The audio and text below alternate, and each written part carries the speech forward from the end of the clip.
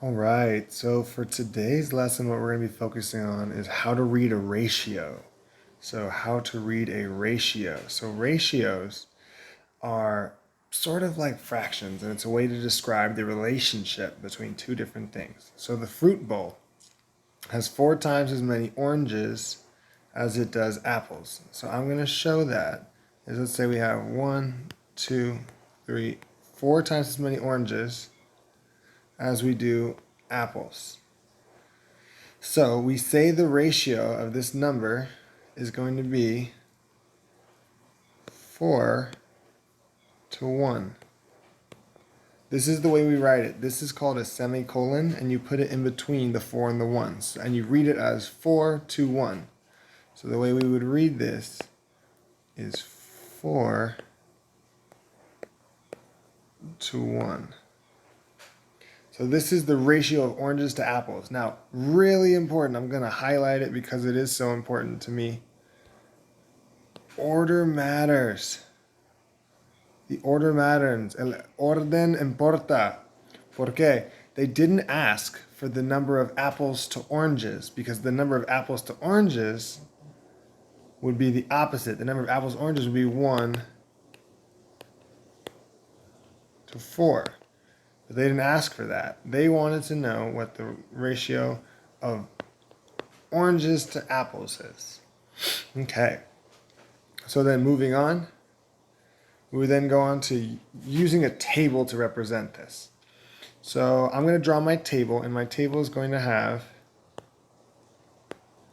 3 spots. It's going to have oranges, apples,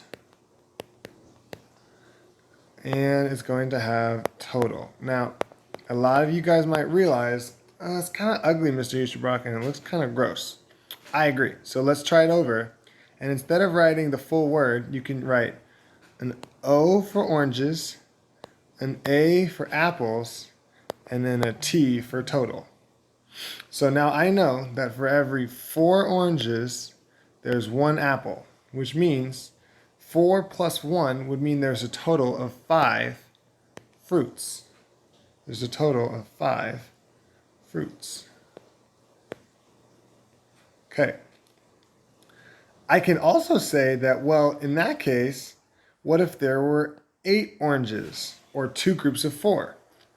Well, for each 4, I know there's going to be 2.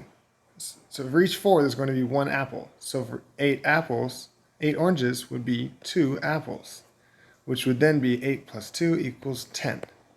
This is how we would use a table. Okay, so I'm going to let you guys practice using a table for this problem. It's just a different number of fruit. The other thing we want you guys to learn is how to use a tape diagram. So a tape diagram is another way for us to represent this work. So a tape diagram, again, same situation. I have 4 oranges,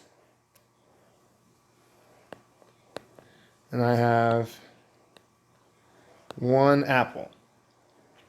The way I can represent this is I can do what's called a tape diagram. So my tape diagram could show, here are my 1, 2, 3, 4 oranges, and for every 4 oranges, there's going to be 1 apple. Notice how my boxes are the same size.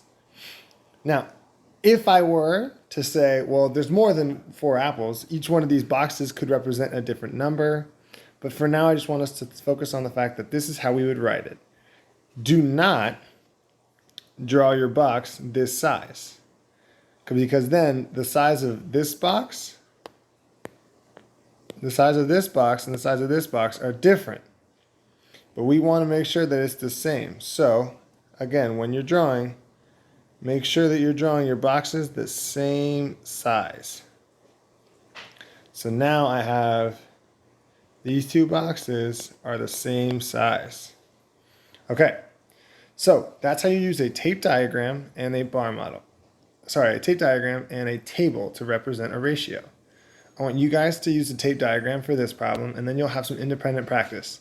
Really important, I want you to make sure you show both a table and a tape diagram for all of these problems.